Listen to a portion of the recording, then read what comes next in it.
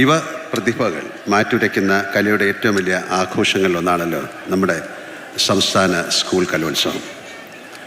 കലാകാരൻ എന്നത് കൊണ്ട് തന്നെ എനിക്ക് ഈ വേദിയോട് അത്രമേൽ ആദരവാണ് ഉള്ളത്. മുമ്പ് യുവജനോത്സവത്തിനും കലോത്സവത്തിനും വളരെ വലിയ പ്രാധാന്യമുണ്ടായിരുന്നു. കലാതിലകങ്ങൾക്കും കലാപ്രതിഭകൾക്കും അന്നൊക്കെ സിനിമാ താരങ്ങളുടെ അത്ര താരപ്രഭയും ഉണ്ടായിരുന്നു. ടി വിയിലെ നൃത്ത സംഗീത മത്സരങ്ങളും ഇൻ്റർനെറ്റും സാമൂഹ്യ മാധ്യമങ്ങളൊക്കെ ഉണ്ടാകുന്നതിനും മുമ്പത്തെ കാര്യമാണ് ഞാൻ ഈ പറയുന്നത്. അന്ന് സ്കൂൾ തലത്തിൽ തുടങ്ങി സബ് ജില്ലാ പിന്നെ സംസ്ഥാന തലങ്ങളിൽ നടക്കുന്ന യുവജനോത്സവങ്ങളിലും സർവകലാശാല യുവജനോത്സവങ്ങളിലൊക്കെ മാത്രമായിരുന്നു ബാലകൗമാരികൾക്ക് തങ്ങളുടെ കലാശേഷി പ്രകടിപ്പിക്കാനുള്ള ഒരു അവസരം.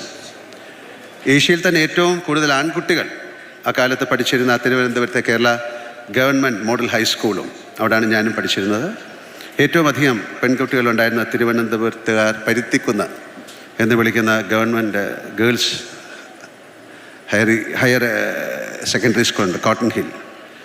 അവരൊക്കെ ആയിരുന്നു പ്രതിഭകളെ പങ്കെടുപ്പിക്കുന്നതുകൊണ്ട് തന്നെ സംസ്ഥാന സ്കൂൾ യുവജനോത്സവങ്ങൾ എല്ലാ വർഷവും തലസ്ഥാന ജില്ലയുമായിട്ടായിരിക്കും മറ്റ് ജില്ലകൾ ഒന്നാം സ്ഥാനത്തിനായി മാറ്റുരയ്ക്കേണ്ടി വരിക. തൃശ്ശൂരും കോഴിക്കോടുമൊക്കെ പലകുറി ഒന്നാം സ്ഥാനത്തെത്തിയിട്ടുണ്ട്. ഞാൻ പറയുന്നത് പഴയ കാലഘട്ടമാണ്. എന്നാൽ ഇന്ന് ഞാൻ മനസ്സിലാക്കുന്നത് കോഴിക്കോട് 21 തവണ ഒന്നാം സ്ഥാനം നേടി വളരെ മുന്നിലാണ്. തിരുവനന്തപുരം 17, തൃശ്ശൂർ 6 തവണയും ഒക്കെയാണ്. മലയാള സിനിമയ്ക്കും നമ്മുടെ യുവജനോത്സവങ്ങൾ എത്രയോ പ്രതിഭകളെ സമ്മാനിച്ചിട്ടുണ്ട്. കേരള സർവകലാശാല യുവജനോത്സവത്തിൽ കലാപ്രതിഭയായ അകാലത്തിൽ പൊലിഞ്ഞ അമ്പിളി അരവിന്ദൻ്റെ പേരിലാണ് പിന്നീട് ഒന്നാം സ്ഥാനം നേടുന്ന കോളേജിനുള്ള ട്രോഫി തന്നെ ഏർപ്പെടുത്തിയത് എന്നാണ് എൻ്റെ ഓർമ്മ. അവരുടെ മകൾ പൊന്നമ്പള്ളി സ്കൂൾ കലോത്സവങ്ങളിൽ പ്രതിഭയായി. പിന്നെ ചില സിനിമകളിലൊക്കെ അഭിനയിക്കാനും ആ കുട്ടിക്ക് സാധിച്ചിട്ടുണ്ട്. പിന്നീട് അങ്ങോട്ട് നമുക്കെല്ലാം പ്രിയപ്പെട്ട മഞ്ജു വാര്യർ, നവ്യ നായർ, യദു കൃഷ്ണൻ, ശരത് ദാസ് ഒക്കെ തന്നെ കലോത്സവ വേദിയുടെ സംഭാവനകളാണ്. നമ്മുടെ ഗായികയായ KS ചിത്ര, ഗായകൻ G വേണുഗോപാലുമൊക്കെ കലോത്സവങ്ങളിലൂടെ വളർന്നു വന്ന താരങ്ങളാണ്. അന്നൊക്കെ കലാതിലകങ്ങളുടെ മുഖചിത്രങ്ങൾ ജനപ്രിയ പ്രസിദ്ധീകരണങ്ങളിൽ വന്നിരുന്നത് ഞാൻ ഓർക്കുകയാണ്. സമൂഹ മാധ്യമങ്ങളൊക്കെ ഇത്രമേൽ ജനപ്രീതി ആർജിച്ചിട്ടും എനിക്കറിയാം ഇന്നും പല സംവിധായകരും സംസ്ഥാന സ്കൂൾ സർവകലാശാല കലോത്സവ വേദികൾ പുതിയ പ്രതിഭകളെ തേടിയെത്തുന്നുണ്ട്. കലോത്സവങ്ങൾ കുട്ടികൾക്ക് നൽകുന്നത് അവരുടെ കഴിവുകൾ പ്രദർശിപ്പിക്കാനുള്ള കേവല അവസരങ്ങൾ മാത്രമല്ല എന്നോർക്കണം. അതവർക്ക് കൂട്ടായ്മയുടെ സാമൂഹ്യ പാഠം സമ്മാനിക്കുന്നുണ്ട്. വ്യക്തി എന്ന നിലയ്ക്ക് ആത്മവിശ്വാസം ഊട്ടി ഉറപ്പിക്കുന്നുമുണ്ട്. പങ്കുവയ്ക്കലിൻ്റെ രസം ശീലിപ്പിക്കുന്നുമുണ്ട്. തോൽവി എന്നത് വിജയത്തിലേക്കുള്ള പടവാണ് എന്ന തിരിച്ച അറിവുണ്ടാക്കുന്നുണ്ട്. മത്സരിക്കുന്നതാണ് പ്രധാനം. അവിടെ ജയപരാജയങ്ങൾ സത്യത്തിൽ അപ്രസക്തമാണ്. അതുകൊണ്ട് തന്നെ അല്ലെങ്കിൽ അതുപോലെ ഒരു പക്ഷേ നമ്മുടെ ഈ കലോത്സവത്തിലെ അവതരണങ്ങളുടെ കാര്യവും അതുപോലെയാണ്. പലപ്പോഴും പലർക്കും റിഹേഴ്സലിനോളം പോലും മികച്ച പ്രകടനങ്ങൾ കാഴ്ചവെക്കാനായെന്ന് വരില്ല, പല കാരണങ്ങൾ കൊണ്ടും. അതിൽ അങ്ങനെ സമ്മാനങ്ങളൊക്കെ നഷ്ടപ്പെടാൻ സാധിച്ചുവെന്ന് വരാം. അതിനാൽ സമ്മാനങ്ങൾ നേടാൻ സാധിക്കാതെ വരുന്ന ആൾക്കാരുമുണ്ട്. അതുകൊണ്ട് അവരാരും മോശം കലാകാരന്മാരാവുന്നില്ല. ഈ ബോധ്യം കൂടിയാണ് കലോത്സവ മത്സരവേദികളിൽ നമ്മുടെ കുഞ്ഞുങ്ങളിൽ ഊട്ടി ഉറപ്പിക്കുന്നത്, അല്ലെങ്കിൽ ഉറപ്പിക്കേണ്ടത് എന്ന് ഞാൻ ഉറച്ചു വിശ്വസിക്കുന്നു.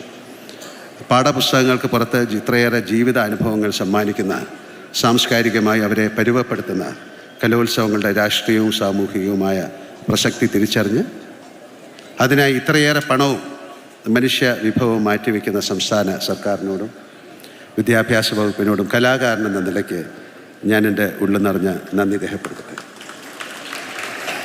ഈ കലോത്സവത്തിൽ വിജയികളായവരും വിജയിക്കാത്തവരും പങ്കെടുത്തവരും പങ്കെടുക്കാനാവാത്ത പോയവരുമായ എല്ലാ കുട്ടികളോടും എനിക്ക് പറയാൻ ഒരൊറ്റ കാര്യമേ ഉള്ളൂ. നിങ്ങളിലെ കലാകാരനെ അല്ലെങ്കിൽ കലാകാരിയെ ഈ വേദിയിലേക്ക് മാത്രമായി ചുരുക്കരുത്. നിങ്ങളുടെ മുന്നിലുള്ളത് സാധ്യതകളുടെ ആകാശം അനന്തമാണ്. നിങ്ങളിലെ കലാകാരനെ മിനുക്കിയെടുക്കുക, പരമാവധി അവസരങ്ങൾ വിനിയോഗിക്കുക. നിങ്ങളുടെ കലയോടുള്ള ആത്മാർത്ഥമാണെങ്കിൽ അവസരങ്ങൾ നിങ്ങളെ തേടിയെത്തും. ഞാനിത് പറയുന്ന എൻ്റെ അനുഭവത്തിൽ നിന്നുമാണ്. ഇന്നിവിടെ സമാപിക്കുന്ന 64ാമത് സംസ്ഥാന സ്കൂൾ കലോത്സവത്തിൽ സമ്മാനാർഹരായ എല്ലാ പ്രതിഭകളെയും കലാതലവും പ്രതിഭയായി പോയിൻ്റ് നിലയിൽ മുന്നിലെത്തിയ സ്കൂളുകളും എല്ലാവരെയും അകന്നറിഞ്ഞ് ഞാൻ ആശംസിക്കുന്നു. ബഹുമാനപ്പെട്ട കേരള സർക്കാരിനും പ്രത്യേകിച്ച് വിദ്യാഭ്യാസ വകുപ്പിനും ഇതിന് നേതൃത്വം കൊടുത്ത വിദ്യാഭ്യാസ മന്ത്രിക്കും ഈ മഹാമേള വിജയമാക്കി തീർക്കാൻ അക്ഷീണം പ്രയത്നിച്ച ഉദ്യോഗസ്ഥരെയും അധ്യാപകരെയും അനധ്യാപകരെയും സ്റ്റുഡൻറ്റ് കേഡറ്റുകളെയും സ്റ്റുഡൻറ്റ് പോലീസിനെയും അഭിനന്ദിച്ചുകൊണ്ട് ഞാൻ നിർത്തുകയാണ്. അതിൽ ഉപരി ഇന്നിവിടെ ഏറ്റവും കൂടുതൽ പോയിൻ്റ് നേടിയ കണ്ണൂർ ജില്ലയ്ക്ക് ഞാൻ പ്രത്യേക അഭിനന്ദനം അറിയിക്കുന്നു. ഞാൻ മനസ്സിലാക്കിയെടുത്തോളം സ്കൂളുകൾ ഇപ്പം 1ാം സ്ഥാനത്ത് നിൽക്കുന്ന പാലക്കാട് ജില്ലയിലെ ആലത്തൂരിൽ നിന്നുള്ള BSS ഗുരുകുലം ഹയർ സെക്കൻഡറി സ്കൂളാണ്. ജാതിമത വിവേചനങ്ങൾക്കെതിരെ ശക്തമായി പ്രവർത്തിച്ച സാമൂഹിക പരിഷ്കർത്താവ് ബ്രഹ്മാനന്ദ സ്വാമി ശിവയോഗിയുടെ നാമധേയത്തിൽ പ്രവർത്തിക്കുന്ന ഈ വിദ്യാലയം ആണ്. എൻ്റെ അറിവ് ശരിയാണെങ്കിൽ കഴിഞ്ഞ 12 വർഷമായി സംസ്ഥാന സ്കൂൾ കലോത്സവത്തിൽ ഏറ്റവും മികച്ച സ്കൂളായി തുടരുകയാണ്.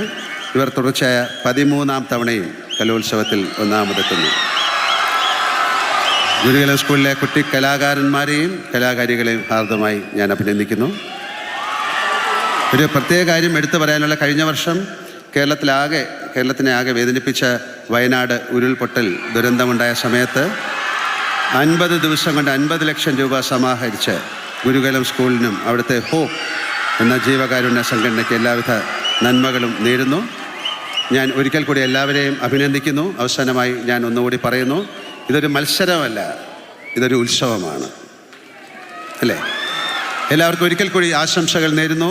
എല്ലാവർക്കും നല്ലൊരു സായാഹ്നം നേരുന്നു. ഒരിക്കൽ കൂടി വടക്കുംനാഥനുള്ള പ്രാർത്ഥന നേരുന്നു. നിർത്തുന്നു. നമസ്കാരം. ജയ് ഹിന്ദ്.